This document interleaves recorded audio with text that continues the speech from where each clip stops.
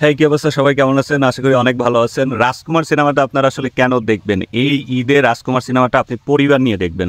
কারণ এই সিনেমাটা সম্পূর্ণ পারিবারিক সিনেমা। এই ঈদে এখন পর্যন্ত সবচেয়ে বেশি ব্যবসা সফল সিনেমা রাজকুমার সিনেমাটা কেন দেখবেন আপনারা? রাজকুমার সিনেমাটা দেখবেন হচ্ছে একটা পারিবারিক গল্প, একটা দেশপ্রেমের গল্প। মানে মেইন গল্পের সাথে বেশ কিছু সাবপ্লট তৈরি করা হয়েছে। এখানে মায়ের গল্প আছে, মার প্রতি ভালোবাসা আছে। এই সিনেমায় আপনি দেখতে পারবেন হচ্ছে একজন মানুষ যখন আমেরিকায় যায়, আমেরিকায় যাওয়ার পর সাধারণত দেশের মানুষ আসলে আমেরিকান প্রবাসীদের কাছে কি কি এক্সপেকটেশন রাখে, একজন প্রবাসীর জীবন কেমন আসলে থাকে।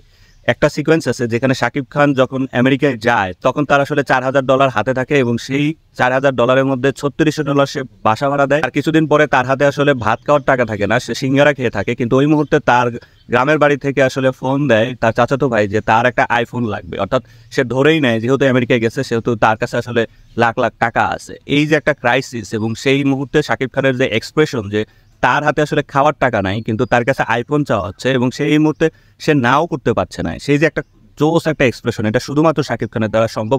খুব সুন্দর করে ফুটিয়ে তুলেছেন। সেই সাথে গ্রামের তালাক প্রথা নিয়ে একটা বড় কুসংস্কারকে এখানে দেখানো হয়েছে এবং সেই কুসংস্কারের ফলে আসলে কি হতে পারে এবং তাদের কতটা বেদনাদায়ক জীবন পার করতে হতে পারে সেটা কিন্তু এই সিনেমায় দেখানো হয়েছে। এবং সেই কুসংস্কারটা যখন সে বুঝে যে আমি আসলে ভুল করেছি, এখানে শাকিব খানের বাবার একটা পিছনের গল্প দেখানো হয়েছে, যে গল্পটা আসলে পুরো গল্পের সাথে অনেক বেশি রিলেটেড, কিন্তু একটা কুসংস্কারকে কতটা মানে শক্তিশালী হিসেবে প্রেজেন্ট করা যায় তার রাজকুমার সিনেমার পরিচালক হিমেল আশরাফ দেখিয়েছে। গল্পের স্পয়লার হয়ে যাবে, তাই কুসংস্কার প্রথাটা আসলে কোন বেসমেন্টে তৈরি হয়েছে সেটি আসলে বলা যাচ্ছে না। সেই সাথে এই সিনেমায় কিন্তু প্রেমও আছে এবং সিনেমাটাকে এনজয়েবল করতে বেশ কিছু সুন্দর স্বাস্থ্যকর কমেডিও আছে, যেই কমেডিকে আপনাকে জোর করে হাসাবে না, আপনি নিজে হাসবেন।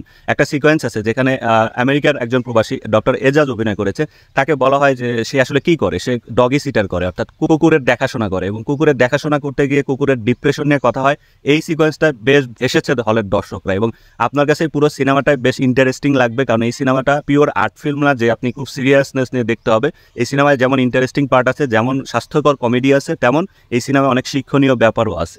সেই সাথে এই সিনেমায় কিন্তু একটা বড় পোর্শন আছে যেটা প্রেমের, অর্থাৎ বিদেশি নায়িকা কোর্টনি কফির সাথে শাকিব খানের একটা রসায়নও দেখানো হয়েছে এবং খুব সুন্দর পিকচারাইজেশন করা হয়েছে। এবং এই জায়গাতে আসলে হিমেল আশরাফ A+ মার্ক পাবে, কারণ হচ্ছে যে বড় পর্দায় যখন আপনি প্রত্যেকটা ফ্রেম দেখবেন তখন আপনার চোখে আরাম পাবেন। এবং আমি লাস্ট সিকোয়েন্সের কথা আবারও বলবো, আমি প্রত্যেকটা ভিডিওতে লাস্ট সিকোয়েন্সের কথা বলি। শাকিব খান যেই অভিনয় করেছেন, মানে সিগনেচার পয়েন্ট থাকবে এই সিনেমার লাস্ট সিকোয়েন্সটা, কারণ হচ্ছে যে এত দুর্দান্ত অভিনয় করেছেন যে শাকিব খান তার নিজেকে ভেঙে চুরে মানে একদম একজন পিওর অভিনেতা হিসাবে প্রকাশ করেছেন নিজেকে এই সিনেমায়। এবং শাকিব খানের অভিনয় নিয়ে যারা আসলে অনেক বেশি ক্রিটিসিজম করেন তাদের দেখা বাধ্যতামূলক, কারণ শাকিব খান এই জায়গাতে তার নিজেকে নিজের জায়গায়, অর্থাৎ নায়ক সুলভ যে ব্যাপার একটা তার মধ্যে দেখা যায়, সেই জায়গাটা কিন্তু তিনি বিন্দুমাত্র রাখেননি এবং দুর্দান্ত অভিনয় করেছেন, যে অভিনয়টা আপনার মনকে কাঁদাবে।